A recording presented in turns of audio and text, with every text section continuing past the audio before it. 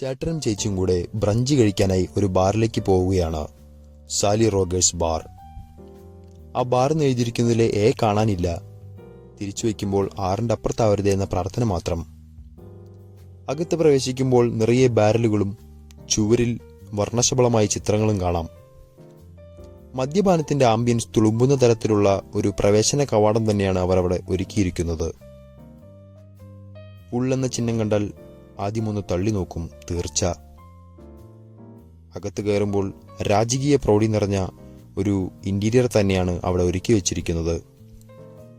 സഖാവ് പിണറായി വിജയന് ഷെയറുണ്ട് എന്ന് തോന്നിപ്പിക്കുന്ന തരത്തിലുള്ള ചുവന്ന നിറം കലർന്ന ഭിത്തികളാണ് ഭൂരിഭാഗവും.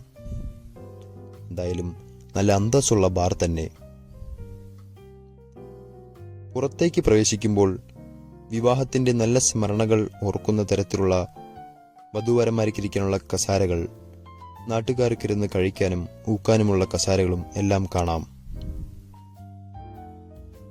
കഴിഞ്ഞുപോയ തന്റെ വിവാഹമോർത്ത് മൂകനായിരിക്കുന്ന ചേട്ടനെയും കാണാം. ഭക്ഷണം കഴിക്കാനായി ഒരു ബാരലിന്റെ ഇരുവശങ്ങളിലായി ആസനസ്ഥരാകാനായിരുന്നു അവരുടെ തീരുമാനം. ബാരലിന്റെ ഉള്ളിൽ നിന്ന് സ്ട്രോ വച്ച് വല്ലതും ഊറ്റി കുടിക്കാനാണോ എന്ന് എനിക്ക് സംശയമുണ്ട്. പൂക്കളും പുഴകളും നിറഞ്ഞ പ്രകൃതി ഭംഗി ആസ്വദിച്ചുകൊണ്ട് അവർ അവരുടെ ഭക്ഷണം കാത്തിരിക്കുകയായിരുന്നു. അങ്ങനെ ആദ്യമായി അവരുടെ കോൾഡ് കോഫി എത്തിയിരിക്കുന്നു. അത് ഐറിഷ് കോഫിയാണോ എന്ന് പോലും എനിക്ക് സംശയമുണ്ട്. അവരുടെ ഭക്ഷണം അതാ എത്തിയിരിക്കുന്നു. Bacon and pancake. നാട്ടിലിരിക്കുമ്പോൾ കൈകൊണ്ട് പിച്ചി ചീന്തുന്ന ഇവർ പാശ്ചാത്യ നാടുകളിലെത്തുമ്പോൾ ഫോർക്കും കത്തിയും ഉപയോഗിച്ച് കഴിക്കുന്നു. കൗതുകം തന്നെ. രണ്ടുപേർക്ക് കൂടി ഒരൊറ്റ സാധനം മേടിച്ചാൽ തല്ലുപിടിക്കുമെന്നുള്ളത് തീർച്ച.